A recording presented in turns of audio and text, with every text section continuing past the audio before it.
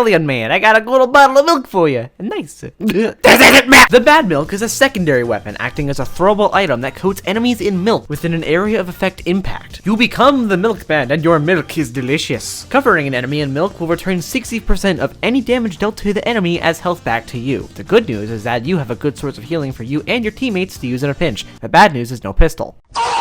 The Mad Milk is basically the supportive item for Scout, since the effects of the Mad Milk function for the entire team. Now, a lot of competitive Scouts consider the Mad Milk to be the best secondary for Scout, mainly for the free health it provides in a pinch, but I disagree, mainly because its best weapon status comes from the more solo usage of the weapon rather than the more team-focused aspects of it. A big problem with most Scout players is that they're assholes. They don't really like working with their team. They're kind of like snipers or spies in how they're very powerful pick classes with high skill ceilings, and as a result, they tend to fall into a Dunning-Kruger effect pretty easily, at least for the Scouts. This primarily stems from the reliance on the Mad Milk to not use on crowds or during a push, but to instead use when completely out of position, hitting meat shots back to back and getting free health to stay alive. I'm sure some Highlander playing Scout main is going to comment below and start cranking the hog of the Mad Milk and all its users, but let's be honest with ourselves, the Mad Milk is a team-based item. Like the game Team Fortress 2. Using it only when you're completely out of position is a very wasteful use of such an item, especially with the 20-second cooldown between uses. It may not seem like much, but compared to other throwables like the Flying Guillotine, it's long.